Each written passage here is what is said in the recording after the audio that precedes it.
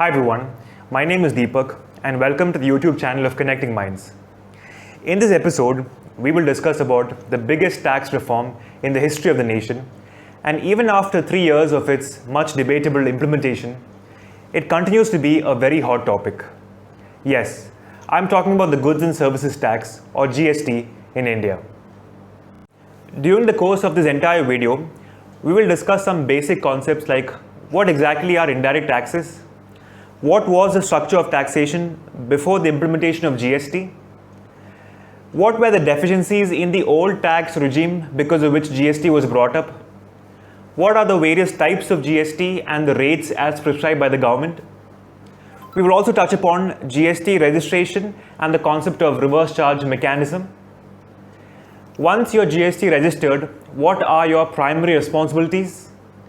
And finally, a topic which is the pulse of this entire talk or discussion, and that is the economic impact on business entities as well as the impact on the life of a common man.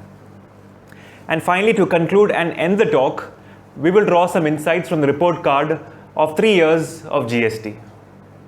As always, my intent in this video is to make things extremely clear and solid, with more focus on understanding the basic concepts and with less reliance on minor details.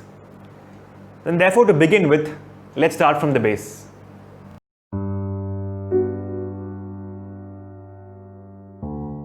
Well, GST, unlike income tax, is still at its nascent stage because it's been like only 3 years since its implementation.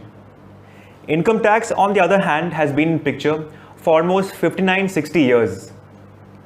More so, it is only now that the government have started to scrutinize the GST returns filed and is getting back in the form of notices.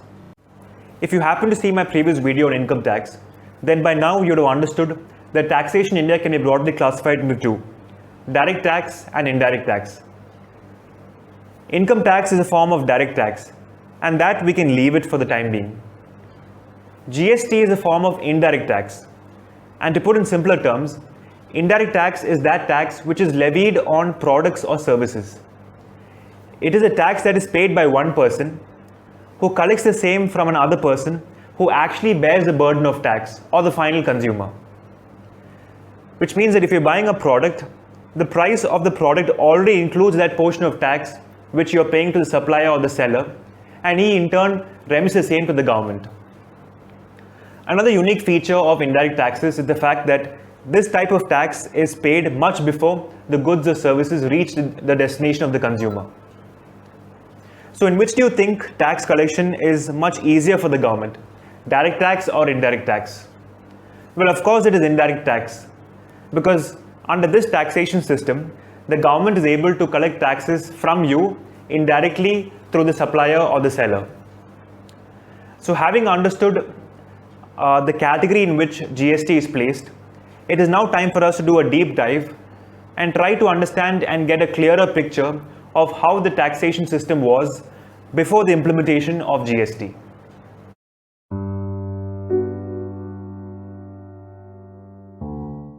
So let's try to understand the whole scene of how it was before GST by taking an example of, let's say, manufacturing of sugar. So a company involved in the manufacturing of sugar had to first pay something called as excise duty to the central government at the time of removal of goods in terms of refined sugar from its factory premises. Thereafter, when this refined sugar is sold between two enterprises in the same state, you have to pay something called as VAT or value added tax to the state government. So if two persons are involved in selling sugar within the state of Kerala, then you have to pay something called as Kerala value added tax or KVAT to the Kerala state government. Further, if you are involved in selling sugar from one state to another state, then you're liable to pay something called as CST or Central Sales Tax to the central government. And in addition to all this, if you were also providing services, then you had to pay something called as service tax again to the central government. So service tax, excise duty, CST and VAT, all of these taxes had two major deficiencies in common. One, of course, is the cascading effect of tax. To understand this concept of cascading effect, let's continue with the example of manufacturing of sugar. So the first stage is the procurement stage, where let's say the cost of raw material procured is rupees 100. Assuming a 10% tax is charged on the cost of raw material, the final price before it goes to the manufacturing stage is say 110 rupees. The second stage, which is manufacturing of sugar, the base price is picked up from the earlier stage, which is 110 rupees. Adding a further cost in terms of value added cost of rupees 40 and further adding a tax of 10%, your final price before it goes to the wholesale market is rupees 165. The third stage in this process is the wholesale market stage, wherein the base price is rupees 165 carried forward from the previous stage, adding a further cost in terms of value added cost of say rupees 30 and further levying 10% tax, you get a wholesale selling price of 214.5 rupees. The last stage in this process is the retail selling stage or the retail sales market, wherein the base price rupees 214.5 of course carried forward from the previous stage, adding a further cost in terms of value added cost of say rupees 20 and further levying 10% tax, you get a final retail selling price of 257.95 rupees. So therefore, in this entire process, starting right from the procurement of raw materials to retail sales of say 1 kg of sugar, right from rupees 100, which is the raw material cost, to rupees 257.95, which is the retail selling price of sugar, you end up paying or shelling out tax of 67.95 or 68 rupees to the government, be it central government or state government. And this is a cascading effect of taxation. In simple words, you are paying tax on a value or an amount which already includes tax. The second deficiency in the existing taxation system was input tax credit set-off. The rules earlier stated that you could not use a tax which is paid to the state government to set off a tax which is payable to the central government. For example, if yesterday I bought a raw material on which I paid VAT or value added tax, and tomorrow I'm manufacturing a finished product on which I have to pay excise duty to the central government, I cannot utilize the VAT which is paid as against the excise duty which is payable. In other words, I cannot set off a state government tax as against a central government tax and vice versa. Same was in the case of VAT versus service tax as well. Therefore, a cure for all these ills in the existing taxation system paved the way for the introduction of GST. GST to a great extent took care of the cascading effect of taxation, took care of the input tax credit set-off issue, and now you could easily set off a tax which you have paid on goods as against a tax which is payable on services, which earlier was not existing in the old tax regime.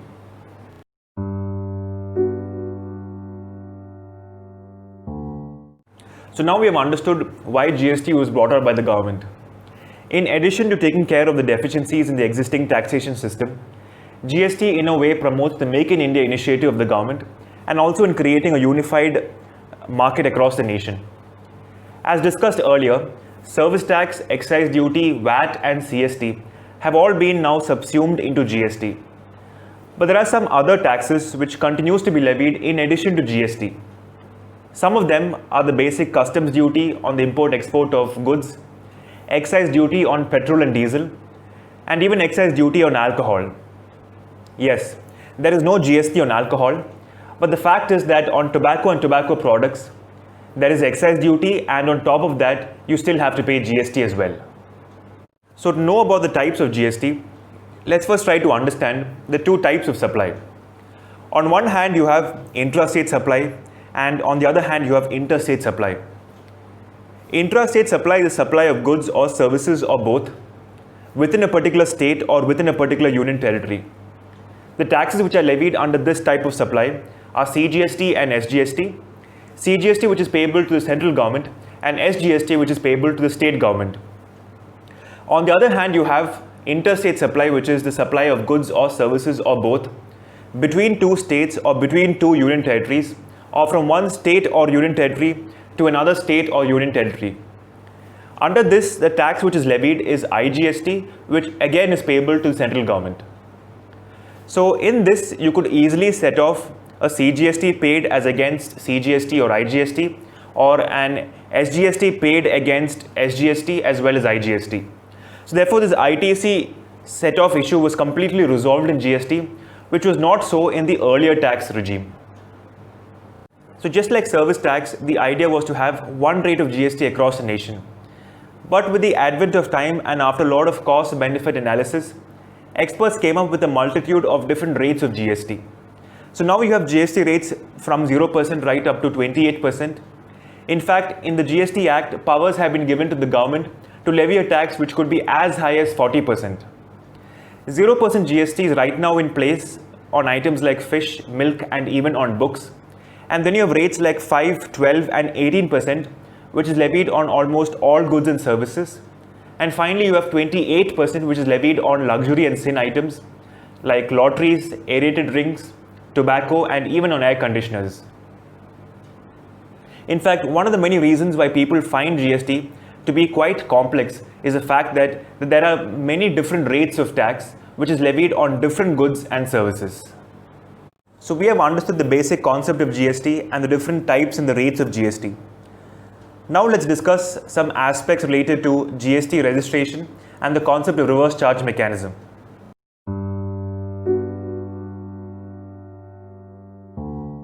So you would have to obtain a GST registration this year depending upon your turnover limits in the preceding year. If you're involved in the exclusive supply of goods and your turnover in the preceding year exceeds 40 lakhs, then in this year you should obtain a GST registration.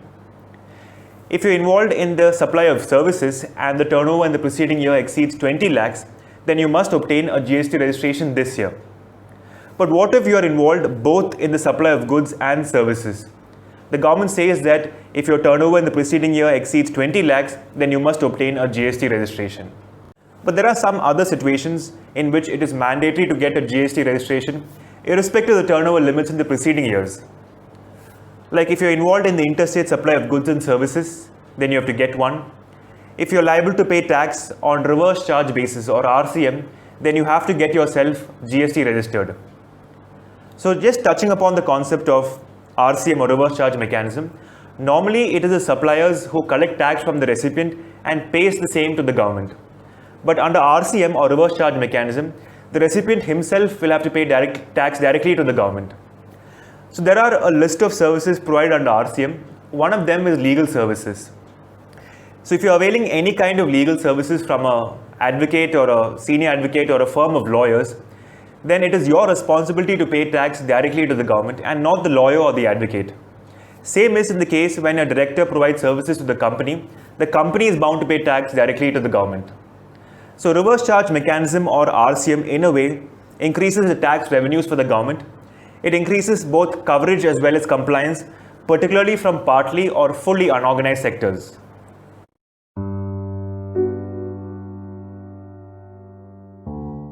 So once you're GST registered, the next step is to ensure compliance by way of raising invoices as set out in the GST law and filing returns on a monthly, quarterly, or on an annual basis.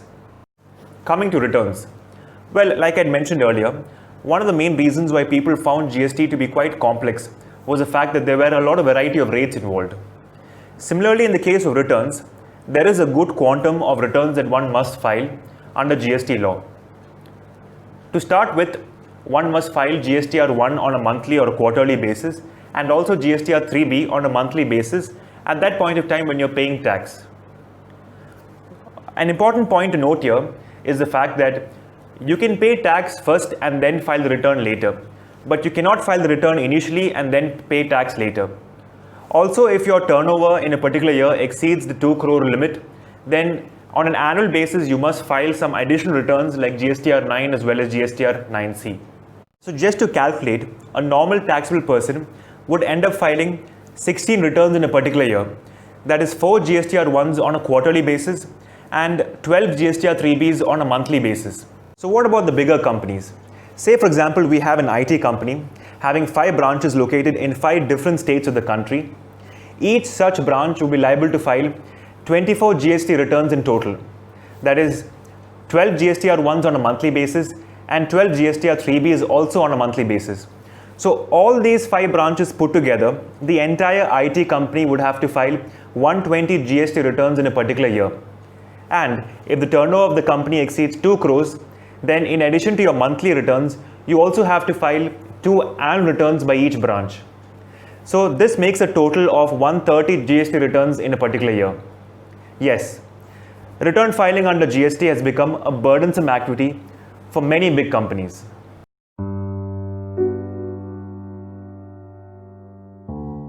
Well, no matter how perfect the law is drafted, a legislation will be called a good legislation if it impacts both the general public and the business houses in a positive way. So first, let's start with the impact of GST on the life of a common man. For the general public, the actual impact of any economy is when the prices of their necessities get affected. In case of food items, the rate of GST is between 0 and 5%. So there's hardly any impact on the final price of these food items. Cosmetic services, on the other hand, have become more expensive because of a higher rate of GST leviable on them. When it comes to prices of cars, for a normal car, the GST rate is 28%, while for an electric vehicle, the GST rate is only 12%. So the government, in a way, is trying to promote the usage of electric vehicles because the differential rate of GST on the price charged between a normal car and that of an electric vehicle is almost 16% of GST. When it comes to house property renting, if you're renting it out for residential purposes, then of course there's no GST. But if it is rented out for commercial, industrial, or for any other business use, then of course there's an 18% GST, which is very much applicable.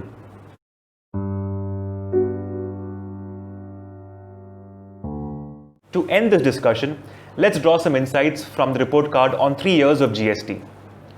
Well, yes, the idea of one nation, one tax was achieved because now you have a variety of taxes being subsumed into GST. The tax base has expanded because now you have an increased number of registrations under GST.